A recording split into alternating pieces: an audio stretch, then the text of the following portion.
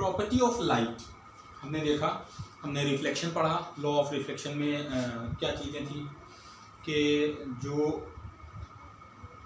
Incidence रे होती है, जब कोई लाइट की रे किसी एक ऑब्जेक्ट पे आके टकराती है, ठीक, अगर वो सरफेस बिल्कुल प्लेन है तो वो उसके ऊपर से रिफ्लेक्ट होती है और उतने ही एंगल पे रिफ्लेक्ट होती है जितने पे इंसिडेंट कर रही है। लाइट की रे क्या है ये हमने देखा। सबसे पहले हमने देखा लाइट क्या है, रे ऑफ लाइट और बीम ऑफ लाइट। जब लाइट एक बहुत पतली सी लाइन लाइट की चल के आ रही हो ऐसे, तो इसको हम लोग कहते हैं रे, लाइट की एक रे, ठीक है। और जब बहुत सारी रेज एक साथ चल के आ रही हो तो इसको हम लोग कहते हैं beam of light, beam of light, okay. अब लाइट जब चल के आती है किसी सरफेसेस पे टकराती है तो उसके साथ बहुत सारी चीजें होती हैं, बाउंस बैक हो सकता है ना। इसके आधार पे अगर हम चीजों को क्लासिफाई करें तो 3 तरह की चीजें हमको मिलती हैं, ट्रांसपेरेंट, ट्रांसल्यूसेंट और ओपेक।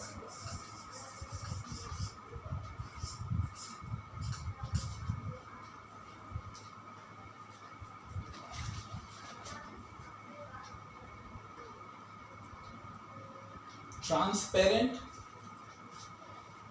ऐसे ऑब्जेक्ट जिनके ऊपर लाइट पड़े तो पूरी लाइट निकल करके चले जाए, अलाउ लाइट टू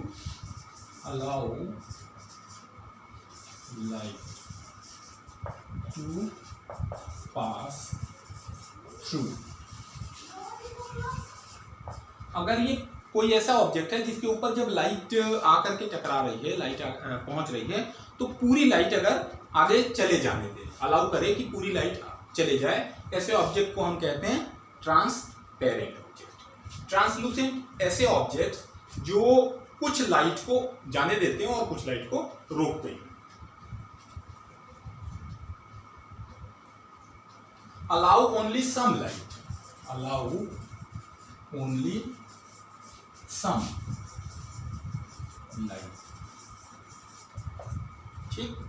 और डू नॉट अलाउ लाइट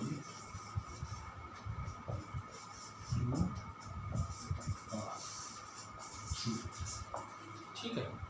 जब ये लाइट को पार, ट्रांसपेरेंट जैसे कि ग्लास मटेरियल, एग्जांपल्स में अगर हम देखें तो इसका एग्जांपल, ट्रांसपेरेंट का एग्जांपल हो जाएगा ग्लास, कांच। लाइट को बिल्कुल इस पार से उस पार जाने दे रहा है, बिल्कुल भी लाइट को रोक रहा नहीं है, ठीक है। ट्रांसलूसेंट ऑब्जेक्ट वो होगा जो कुछ लाइट को जाने देगा और कुछ लाइट को नहीं जाने देगा, जैसे बटर पेपर,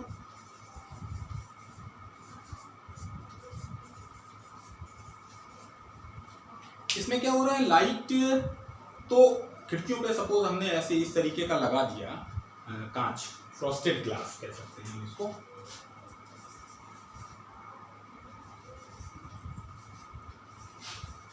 फ्रॉस्टेड ग्लास। अक्सर आपने देखा होगा कांच पे खुरदरे से एक तरफ से बहुत चिकना होता है एकदम स्मूथ सरफेस और दूसरी तरफ से कुछ रफ सा सरफेस होता है, कुछ दाने दाने से बने होते हैं। ऐसा कांच लगाते हैं, जब बाहर की रोशनी अंदर आती तो है मगर इस पार से उस पार हम देख नहीं सकते ना। तो इस तरह के जो ऑब्जेक्ट होंगे इनको हम लोग कहते हैं ट्रांसलूसेंट ऑब्जेक्ट। ये कुछ लाइट को पास करने देते हैं थ्रू देम और कुछ लाइट को रोक देते हैं। और ओपैक जो है ऐसे ऑब्जेक्ट हैं जो बिल्कुल भी किसी चीज को, लाइट को पार होने नहीं देते हैं, जैसे कोई भी वुडन मटेरियल, मेटल्स। हाँ, ओपैक ऑब्जेक्ट जो हैं इनके कारण फॉर्मेशन ऑफ शेडो होता है। क्या होता है? शेडो फॉर्म होता है। शेडो क्या है? What is shadow? When light falls on an opaque object the part of light ray is blocked, okay, to form a dark. क्या होता है? मान लो यहाँ पे कोई ऑब्जेक्ट रखा हुआ है ऐसे, ये ओपेक ऑब्जेक्ट है, इसके ऊपर अगर लाइट आ रही है तो क्या होगा, यहाँ नीचे लाइट पहुंचेगी नहीं, जब नीचे लाइट पहुंचेगी नहीं तो क्या होगा, इसका शेडो फॉर्म होगा, ऐसा एक डार्क रीजन तैयार होगा ना, और ये जो डार्क रीजन है, इसी डार्क रीजन को हम कहते हैं शेडो, इसी डार्क रीजन को हम कहते हैं शेडो। तो अगर हमको डिफाइन करना हो, शेडो का डेफिनेशन बताना हो, तो हम क्या बोलेंगे, when light falls on an opaque object, when light falls on an opaque object, the path of light rays is blocked to form a dark. That dark is called shadow. Okay, तो class 6 के लिए chapter में almost ऐसी चीजें हैं, ये सारी चीजें हमने देख ली।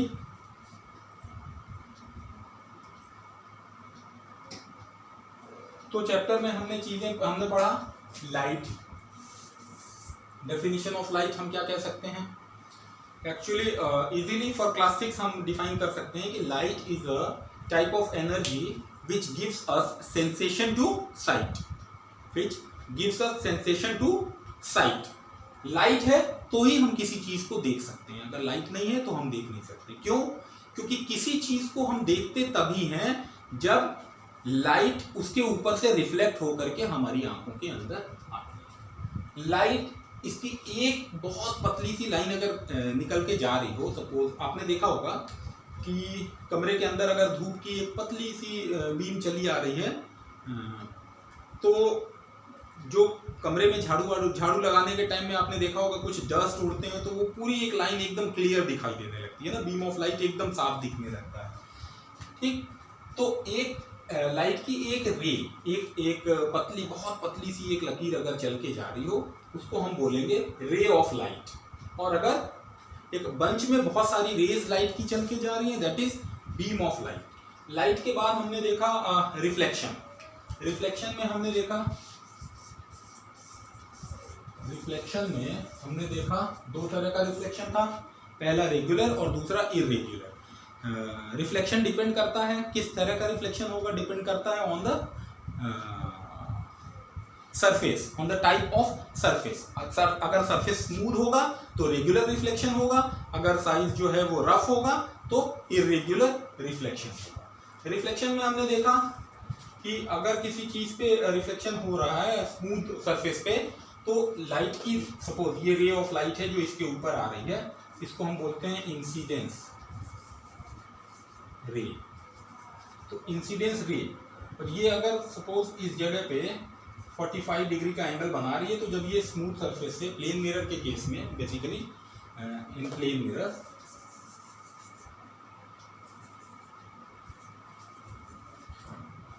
यहां से जब ये लौटेगी रिफ्लेक्टेड रे, ये क्या है, रिफ्लेक्टेड रे, तो यहां पर जो एंगल बनेगा ये भी 45 डिग्री का बनेगा। ये प्रॉपर्टी हमने देखा था लॉ ऑफ रिफ्लेक्शन में। इसके अलावा सेकंड लॉ क्या है कि incidence ray, reflected ray and the normal lying on a same plane, एक सेम प्लेन पे है, अगर हम उस प्लेन को चेंज कर देते हैं, अगर हम उसका रास्ता बदलने की कोशिश करते हैं, तो ये पॉसिबल नहीं। क्लियर? तो अब तक इस चैप्टर में हमने इतनी चीज़ें पढ़ी, अब आप इसको रिवाइज करिए, एक्सरसाइजेस करिए।